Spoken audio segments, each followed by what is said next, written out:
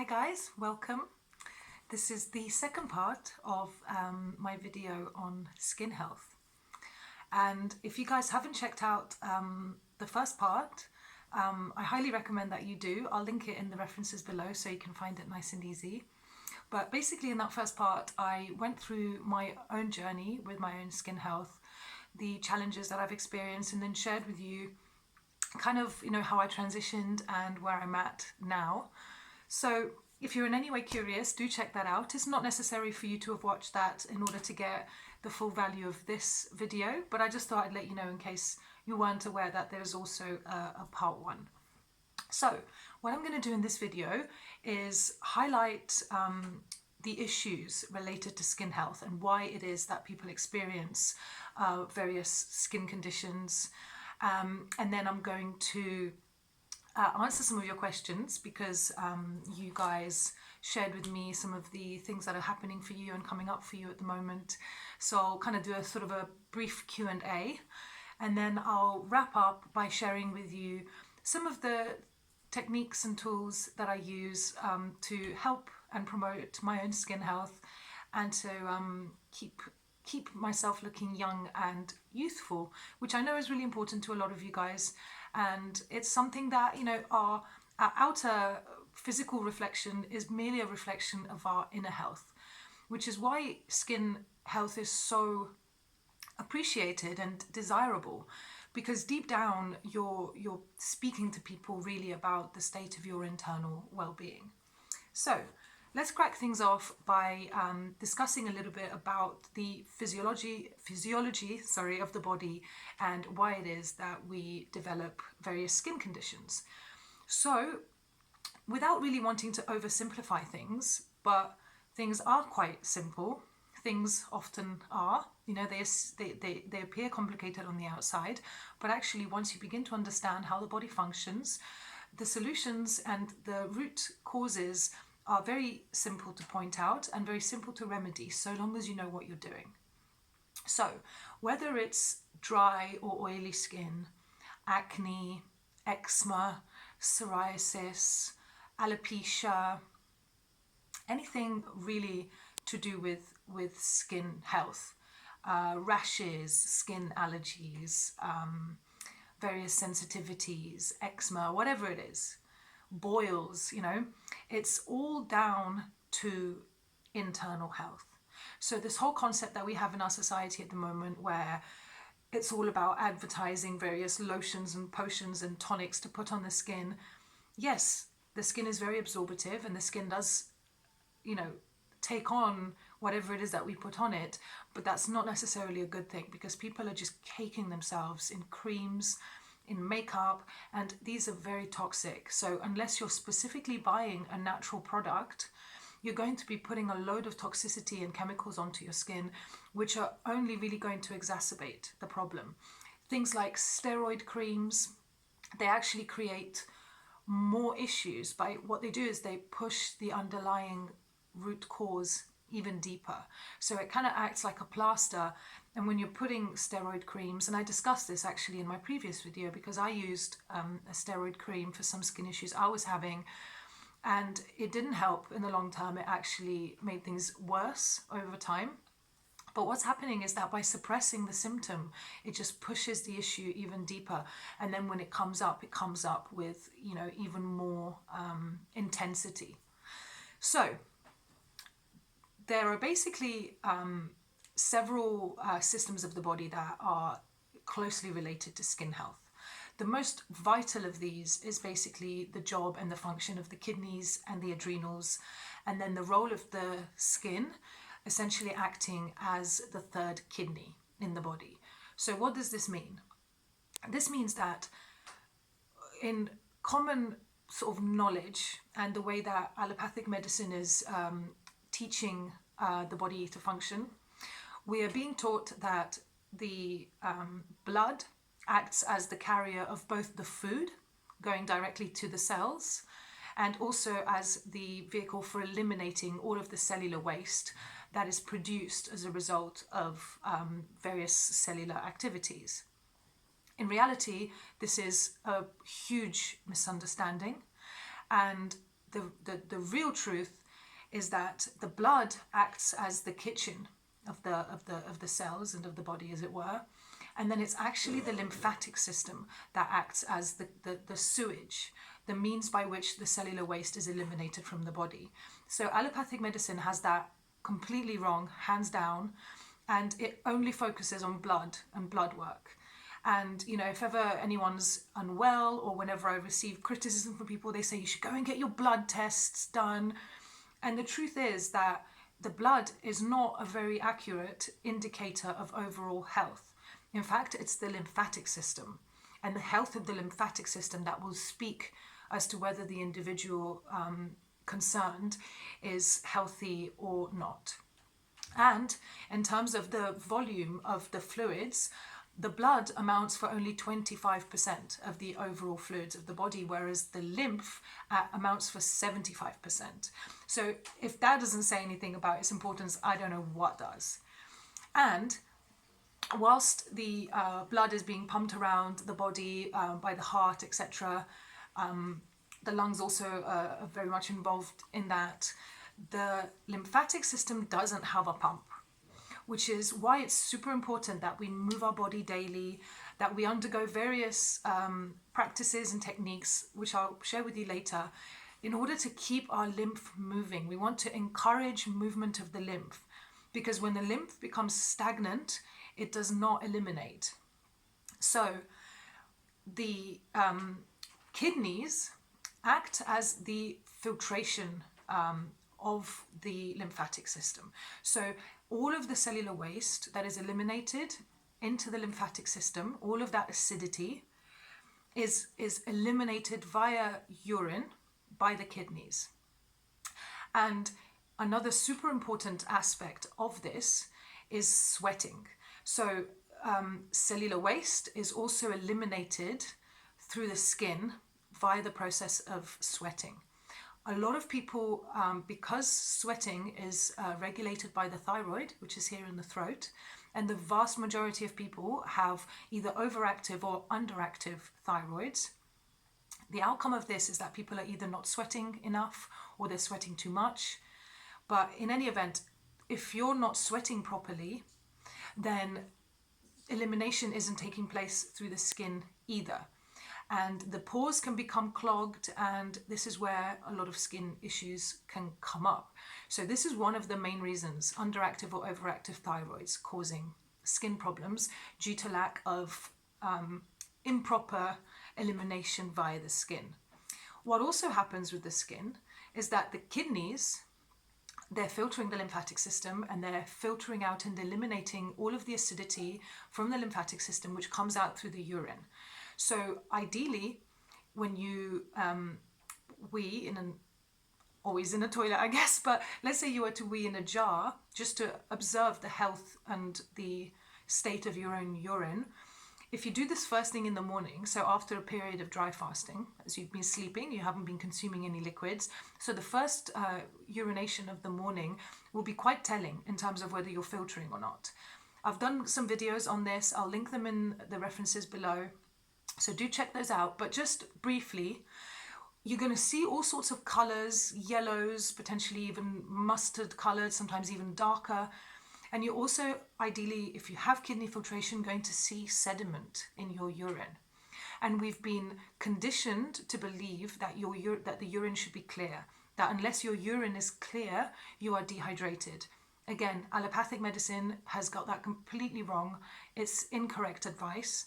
The truth is that when your kidneys are filtering, your urine will be dark, and it will be containing this sediment, which is basically the lymphatic waste that has been filtered via the kidneys.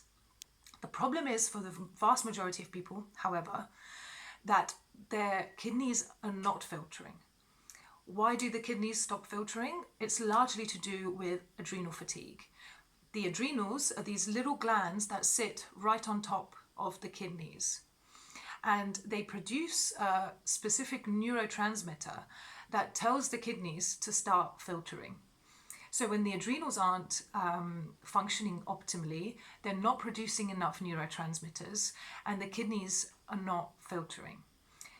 adrenal fatigue is something that is so widespread in our society because of stress, lack of sleep, unnatural lifestyle, substance abuse, things like coffee and alcohol, etc. A lot of nervousness, and we're always in fight or flight, basically. We're always in this kind of stressed type mentality. And it's all go, go, go, and achieve and do. And there's very little time for surrendering and relaxing and allowing the central nervous system to just, which is why things like meditation, like breathing exercises and breath work, and being in nature and gentle exercise and laughter are so hugely beneficial, and they're really underrated as health tools, So I have done some posts on the adrenals. Again, I won't expand on this too much, but basically because of the super close relationship that there is between the adrenals and the kidneys, and the fact that most people are stressed, exhausted, and their nervous system is just always on edge, it means that the kidneys are not filtering. And the outcome of this is that the lymphatic system gets more and more and more acidic. And we refer to this as lymphatic stagnation. It basically means that the lymph isn't moving. Instead of being kind of a little bit more liquidy and fluid, it's becoming hardened by just a huge buildup of this cellular waste that isn't eliminated. And what happens, a body just becomes more and more and more acidic. And this is also known as systemic acidosis. You'll hear Dr. Morse, if you've ever heard any of his videos, he talks about this over and over again, because basically systemic acidosis is the underlying root cause of every single disease. And I'm not saying that lightly, every single disease. And there are a lot of diseases that obviously are rooted in the emotional state, in the mind, etc. But you're never going to find an example of a person who's emotionally on edge, who is mentally unstable or having a challenging time with their mental health, who also doesn't have systemic acidosis in their physical body. So there's a huge imperative to get the kidneys filtering, to start moving out some of these acids, and to start bringing the body back from the state of acidity back to its natural balanced state. So we want to bring the body back towards a more alkaline way of being. So this lymphatic fluid that I'm talking about exists throughout the body. It's not just like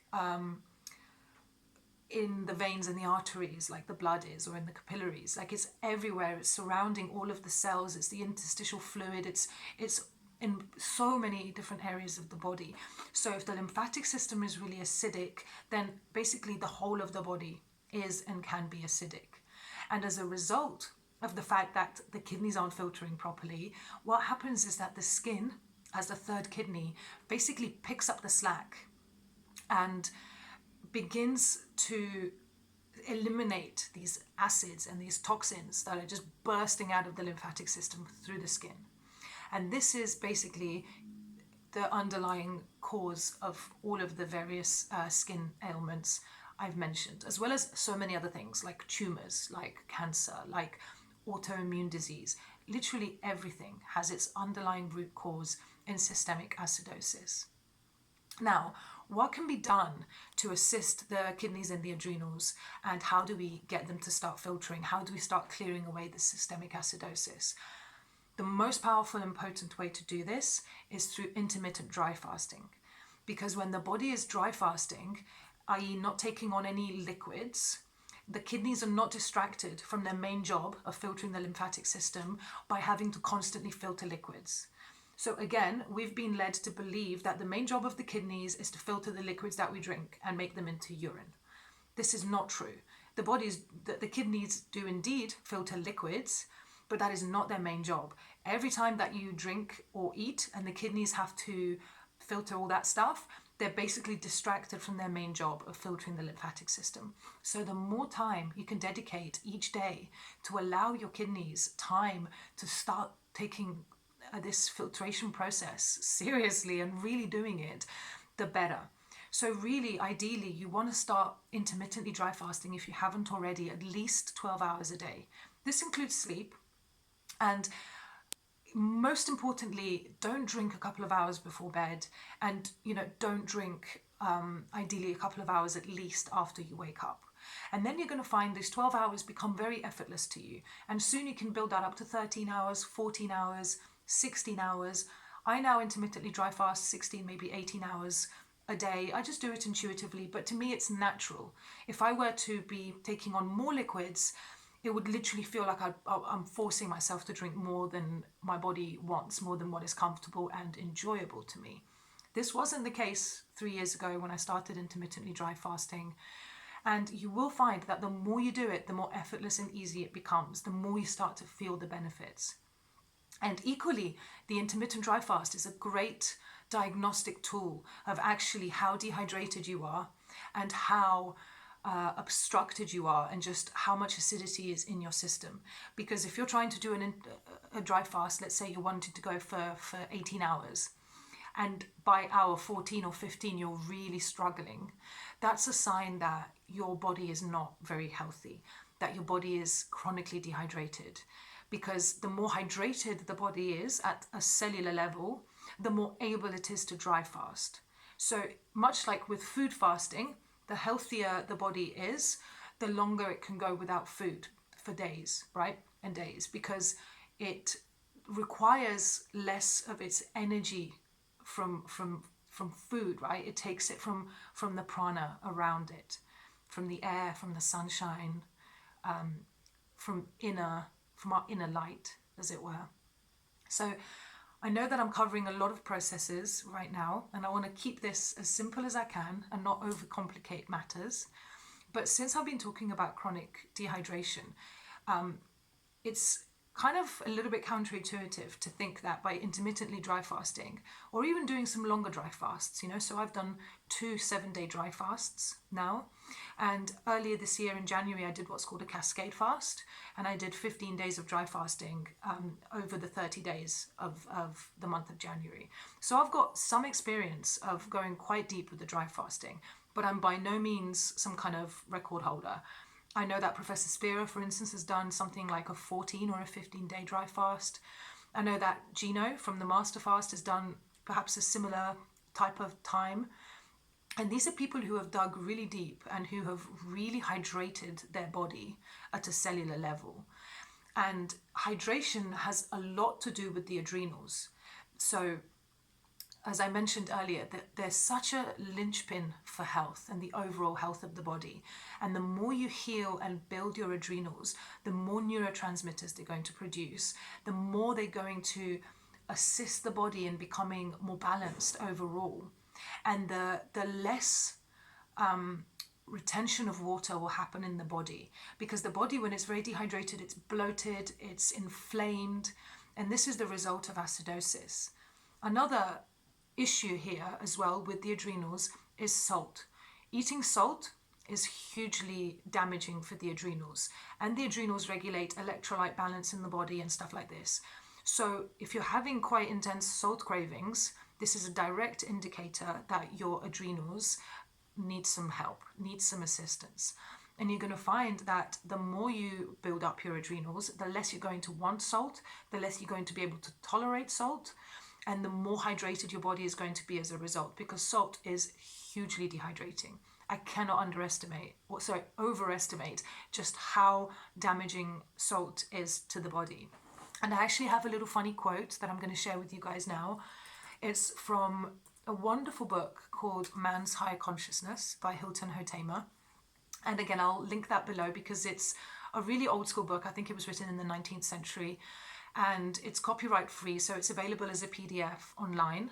And honestly, you guys, it's an absolutely game-changing book. If you're at all interested in health, in longevity, in high quality of life, in enlightenment, in pursuing the spiritual path, then this book will open your eyes on so many levels. I really highly recommend it. And particularly lessons 17 and 18 discuss salt, and lesson 18 discusses longevity. And I'll talk a little bit more about that later on, because one of the Q&As is about aging and longevity, so I'll kind of get back to that.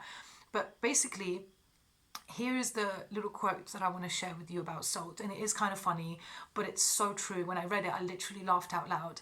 So, our forefathers used a salt solution as an embalming fluid. The ancient Egyptians used oils, spices, and salt in their mummy wrappings. Today, we mummify the living with salad dressings made of mineral oils, spices, and salt. You see these mummies walking the streets. The dry skin, shrunken bodies, and faded hair bespeak the hardened livers and sclerotic kidneys. It is hardly necessary to embalm such bodies after they are dead, for they are already pickled to the gills. And guys, there's so much truth in this. If there's one thing that I highly recommend if you're looking to heal some kind of skin issue, some kind of skin condition, one of the first things you need to do is you need to largely, if not completely, eliminate salt from your diet. And by salt, I don't just mean table salt, I'm talking all salt. Even things like pink Himalayan salt, sea salt, Celtic, whatever salt, it's still salt. It might have a bunch of minerals in there. They may be organic or inorganic. At the end of the day, though, salt still pickles us from the inside. It literally mummifies us from the inside. And it causes death, it causes aging, and it's something that will be impacting your adrenals in a really negative way, which then causes this whole chain reaction of processes that ought to be happening in the body that are just simply not happening. And the skin basically takes the brunt of it all because it's such an important organ of elimination. So when the other organs of elimination are not functioning, like the kidneys, like the colon, like the lungs, when these are blocked and obstructed, then the skin really has to pick up the slack. And that's why skin issues are so widespread in our society today, because the vast majority of people, unless basically you were born to fruitarian parents, living a really natural lifestyle outside in the sunshine, playing, being active, eating largely fruits, particularly, at the very least, a high raw vegan diet, you're going to have systemic acidosis. You're going to be having these issues that I'm talking about. And it may not be happening now, For instance, you see a lot of these fitness models on Instagram who are consuming ridiculous animal product diets, and they still look great, This is because they're doing various things to suppress the detox symptoms. There will come a time when they will hit a wall and their health will come crashing down, and I'll guarantee they're going to stop posting pictures of themselves on Instagram, because it's only a matter of time. The body cannot function forever on its own reserves. And this is basically what the adrenals are doing. That's why adrenal fatigue is a thing, because whenever the body is low on energy, it is it's forced to use the energy of the adrenals as a false energy. So when you're drinking coffee, for instance, you're not actually getting energy from the caffeine. What the caffeine does, it actually stimulates the adrenals to release a bunch of energy, and you're basically running off your own supply and just draining your battery. So highly recommend that you eliminate stimulants, particularly things like coffee and caffeine and alcohol, insofar as you can help it. But coffee is a really big one. And no, I don't recommend coffee enemas, because you do absorb the caffeine and it is not at all helpful. It's more damaging than good. I won't expand too much on that, but that's where I stand on that one. Right, just checking that I've covered the things that I wanted to cover. Yes, so one thing I wanted to share with you guys briefly, if you want to check that your thyroid is functioning properly, because as I mentioned, it's really important when it comes to sweating and skin health. You can do this by checking your basal temperature. And ideally, if you've got a healthy thyroid, your basal temperature always, at all times, will be between 97.8 or 98.2 degrees Fahrenheit, which is the equivalent of 36.5 and 36.7 Celsius, which is a very, very small band. And you're probably going to find that you're not within that band. And the further out you are from that, the more out of balance your thyroid is. So do check that out, guys. Another thing I wanted to mention is high-fat diets and high-protein diets. These cause so much obstruction in the body, so much acidity in the body, that they only compound the issue.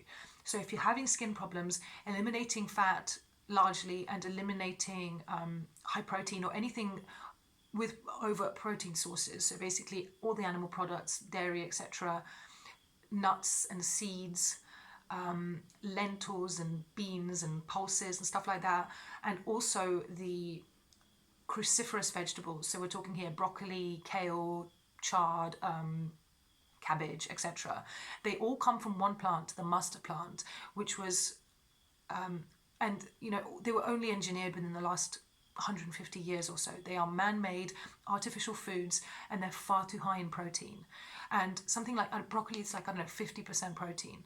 This is not good for humans. And I'm going to link the post I did on the protein myth, because again, this is another widespread myth that is believed by so many in society and used by so many to further their own agendas of, you know, making money off supplements or promoting some kind of protein-rich diet or whatever.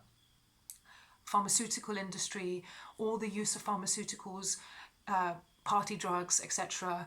All of this creates a lot of acidity buildup in the body. So if you're looking to heal or overcome skin problems, then that is definitely something to look into. Just don't add any more acidity to what your body already has to deal with. Like, there's already an acidity like overload in the system.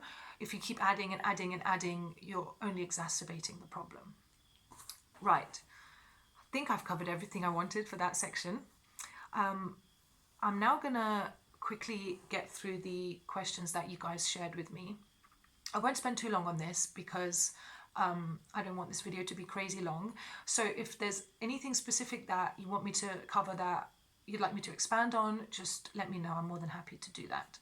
So first of all, one of you guys asked about eczema. I think I've covered that, but basically eczema is largely to do with all of the issues that I've talked about, and often as well to do with fungal overload. And fungal overload is also to do with the high acidity in the body, and it's just a system of internal regulation that the body uses when it's super, obstructed. So by doing and following the techniques that I'm going to share with you in the video at the end, and also what I've mentioned already, you're going to overcome any eczema problems quite quickly and very effortlessly. Even doing something like a 10-day citrus cleanse, you're going to find that at the end of that, your eczema will have largely disappeared and will only come back when you start reintroducing foods that basically cause and exacerbate the issue. I highly recommend you guys do some periods of deep diving, maybe a bit of a longer juice cleanse, maybe a little water fast, whatever it is that resonates with you. There's no right way. It's just what feels right with you, and are you going to stick with it? Do that and you're going to see huge improvements in your skin. Even just following the protocol and following a largely mucusless diet, a high fruitarian diet where you maybe have one cooked food meal in the evening, where that meal consists of, non-acid forming foods, non-mucus forming foods. Even just doing that, you're going to see huge improvements in your skin. It's not something that you've been cursed with. It's not genetic. It's not, obviously genes play some part in it, in that, you may have inherited adrenal or kidney weakness or thyroid weakness from your mother. This of course happens. But what I'm saying is you can control your destiny. You don't have to be stuck because of something that's happening to you right now. You don't have to be in the mentality of, oh, well, this is going to be forever. No, you can totally reverse this naturally. And it's a sign that the body's screaming for you to do so. Second of all, aging and longevity. I highly recommend any of you guys who are interested in this to check out this book by Hilton Hotema, particularly the sections on longevity, lesson 18, where there are literally pages and pages and pages of examples of people, and these are reported examples, from various newspapers, press, articles, etc., medical journals of that time, of people in various parts of the world living 200-300 years. And it was much more common knowledge that it was possible for humans to live way longer than we do now, even 150 years ago, whenever this book was written. And now all of this has been largely suppressed in our society. There's been some recent work into this. Some studies have been done into, for instance, the blue zones, where there are several parts, little sort of closed-knit areas geographically of our planet where people live considerably longer, where there's a great percentage or ratio of centenarians, and scientists went out and investigated why this is happening, and it's surprise, surprise, largely due to the way they eat, to their lifestyle, to their community, to the fact that they're outside a lot more, they play a lot more, and this is what keeps us youthful. So if you were ready to have some paradigms shifted and to have your mind kind of like blown apart and open about what's possible, then I do recommend you check out this Hilton Hotema book and just read it with an open mind. Some of the stuff you might see in there might just completely, you might be like, no way is that possible. It goes against everything I've been told, everything I've been taught.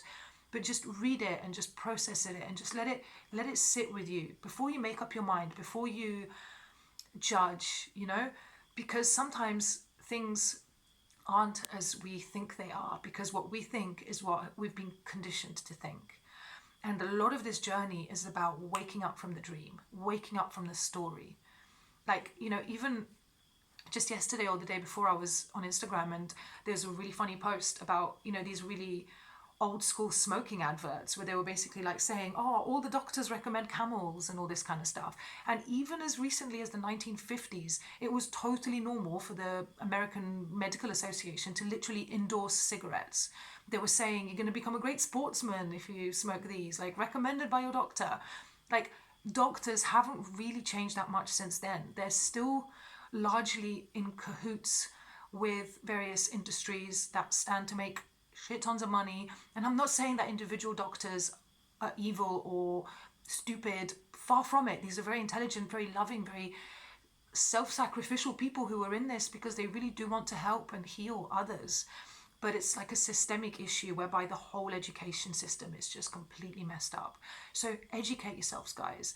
If you want to live longer, if you want to stay youthful for longer, then the fountain of youth is within. I'm 36 years old this October, and people often comment that I still look 23. And maybe I act a bit older than 23, I hope. But, it's if you just look at my skin, like I don't feel like a 36-year-old. I look at some people I know who are my age, and I just think, wow, you look 10 years older than me. So this lifestyle really does work, and I'm proof of it. To me, this is it now. I know what the truth is, but you need to experience it for yourself. So don't just take my word for it. Do some experiments on your own body. Do some fasting. Follow some of the tips and techniques that I share in this video, and you're going to find that what I'm sharing with you here is the absolute truth. And this Hilton Hotema book, it will blow your mind. So check it out. Right, 3, sunscreen. I won't expand on this for too long, but do check out my video on sunscreen because I've already talked about it, and know that it is something that will pass. You're not going to keep burning forever. It's because a lot of toxicity is eliminated through the skin, and then when this toxicity comes out via the sweat, it basically burns and cooks on the skin, and this is what causes sunburn. I've been in Thailand now for almost a year, and I haven't put any sunscreen on, not once. And I don't burn. I just know how to look after myself, and I spend hours in the sun. It's not like I only sort of come out for a few minutes at a time. And again, if you are going to use sunscreen, please use a natural product, or as natural as you can find. Question 4 is actually a really interesting one. I had to do a bit of research on this because it's not something I've come across. But basically, cracking fingertips and heels. Cracking heels I've certainly come across and I've had it myself, but cracking fingertips I never have. So what the outcome of my research taught me is that there are sort of several reasons for this, but basically it's a result of thyroid and adrenal weakness, and also it's a result of vitamin A, vitamin B3, C and E, and also zinc deficiencies. And I'm not saying you should supplement. What I'm saying is that because this is an assimilation issue, like your body is simply not assimilating these vitamins and minerals, it's super important to clean the colon, because a lot of the assimilation happens in the colon. And when you clean the colon, you help the whole body stay clean. There are a few things more beneficial for skin health and just health overall than having a really disciplined colon health and elimination practice. So when you're first starting out on this lifestyle, when I first started out, for the first maybe couple of years, I was doing almost daily enemas. And I highly recommend you guys do the same, because you're going to be eliminating so much stuff, so much acidity, so much mucus, so many toxins, and you want to get that stuff out of you as soon as possible so that it doesn't get reabsorbed back into the bloodstream. And then, you know, the skin has to process and eliminate all over again. So save yourselves that. And when it comes to cracking fingertips and heels, the thing to remember is that anytime you get kind of dry skin or anything like that, it's to do, and the cracking happens when it's just really, really pronounced, when it's been happening for a really long time. So you've got a really thick layer of dry skin there. It could also be, right, that you've got a lot of toxicity coming out in that particular area. So cracking skin and splitting skin is potentially also due to a lot of toxicity being eliminated from there. When it comes to dry skin, particularly on the feet, but also, you know, on the head, anywhere really, but, you know, dandruff, dry skin on the feet, this is all to do with mucus elimination. So Arnold Ehret specifically covers this in the Mucusless Diet Healing System, and it's something that I myself am still experiencing, you know, 5 years plus into this journey. I still get a lot of dry skin on my feet, to the extent where every couple of weeks I have to do a sort of maintenance exercise, and I basically give myself a little pedicure. I soak my feet, and I'll take you at the end when I go through the tools that I use. I'll take you through some of the other products, but I'll go now into just what I use to keep my feet nice and healthy. Because if you're having cracking heels, then it's really important to just keep the area maintained so that the layers don't build up, because that's what causes the cracking. It's also a lot more hygienic and enjoyable. You're able to feel the earth underneath your feet a lot more. You're not going to get the pains that are associated with a lot of kind of compounded hard skin on the feet. So this is a kind of a pumice stone. You can see it's got a rough edge here and a smoother edge here. You don't need to get one like this, just any pumice stone will do. I usually soak my feet in a little bowl for a little while. I add some essential oils. I like to make it really nice, so it's an enjoyable part of my routine. And once the skin is soft, I begin with this tool, which is a, I guess it's a corn remover. That's its actual job. It's got a little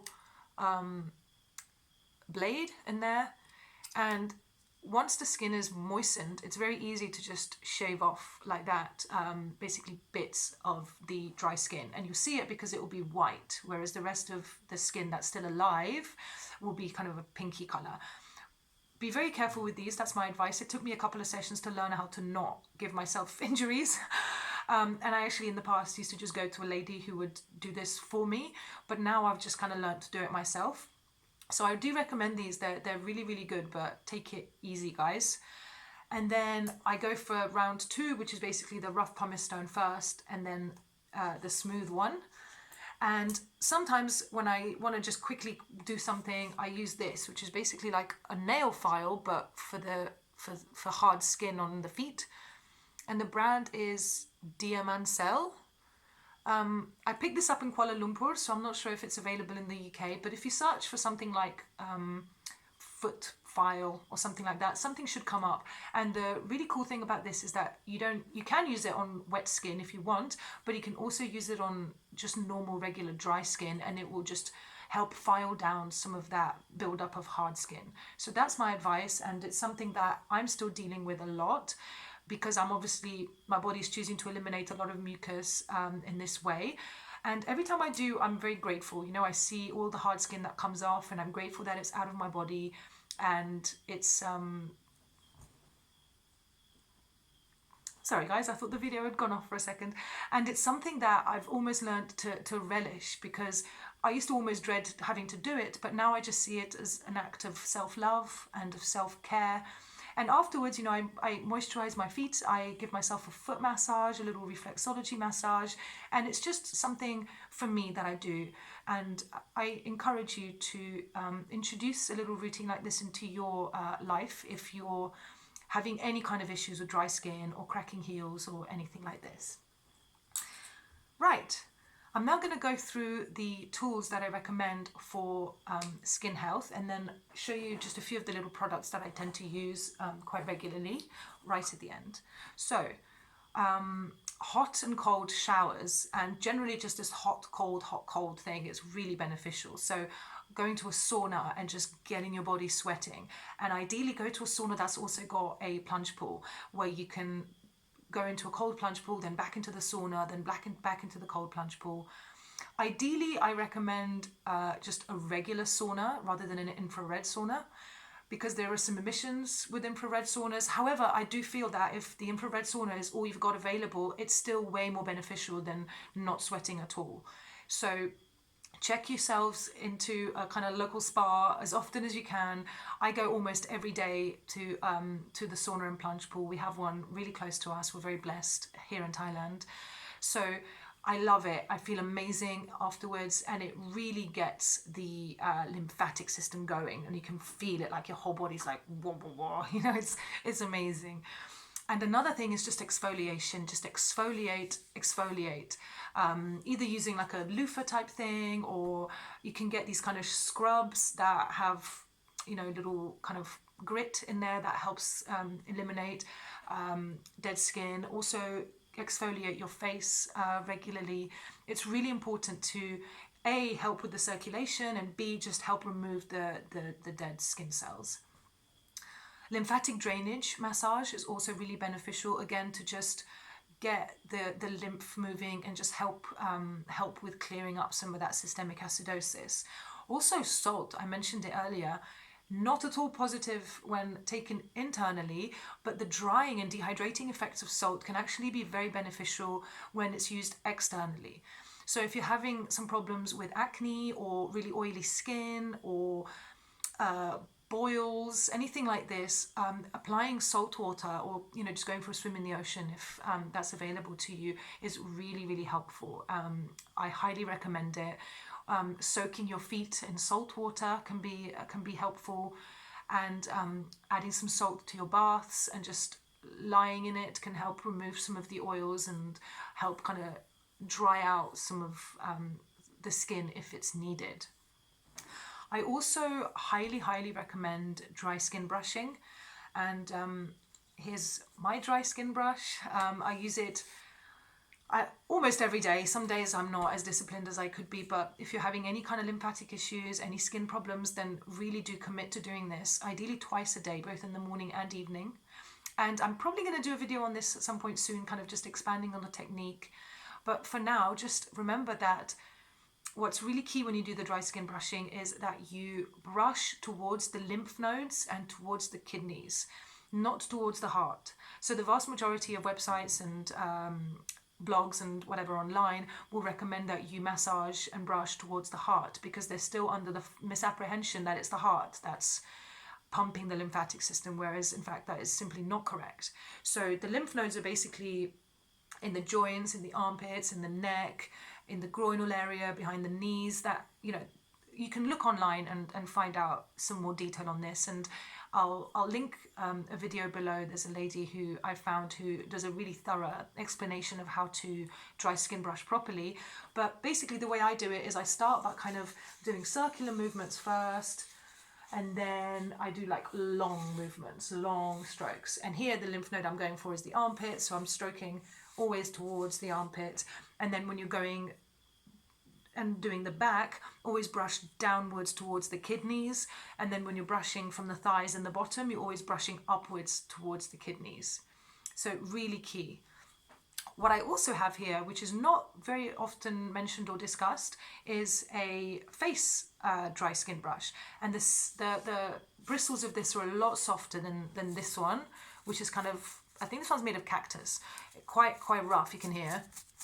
And this one is a lot softer.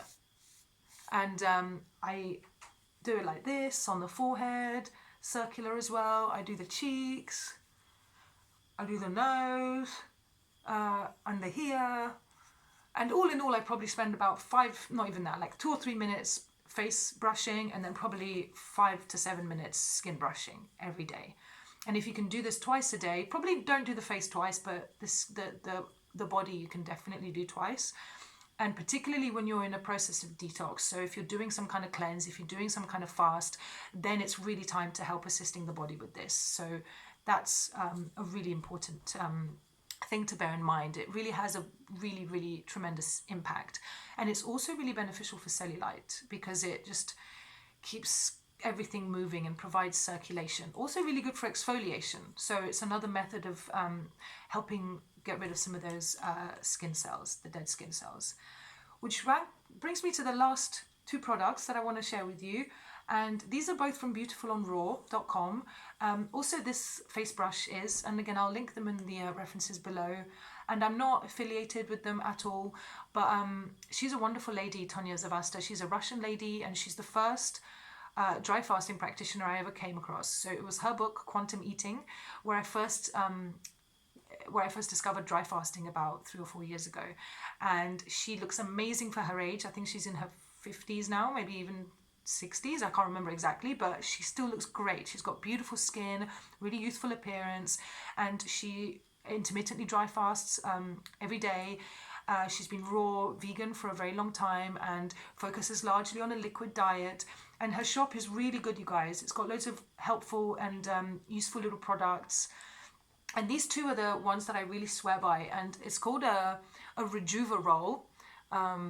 And it's got 4 different types of pins, and they're 4 different metals. And not only does it create, increased circulation because of the acupressure, I suppose, it also creates some kind of magnetic field because of the interaction of these 4 metals. And this also helps draw out positive ions, which are basically kind of harmful for the body.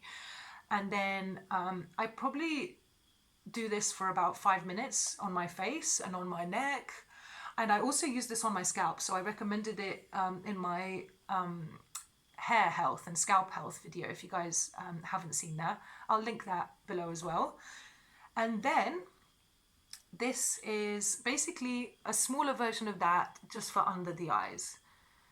And again, I do this most days. I'm not, crazy disciplined, but I kind of enjoy doing it. It's a really beautiful tingly feeling, and I like looking after myself. I find that the more I love myself, the more I commit to these little practices. They don't take long at all, but they really do have a long-lasting effect and impact. So that's basically all kind of where I'm at. That's what I use. That's literally it. I don't put any creams, any salves, any tonics on my body. The only other thing I use is a facial exfoliator, maybe once a fortnight, that I use in the shower. And the one I like to use is from Aesop.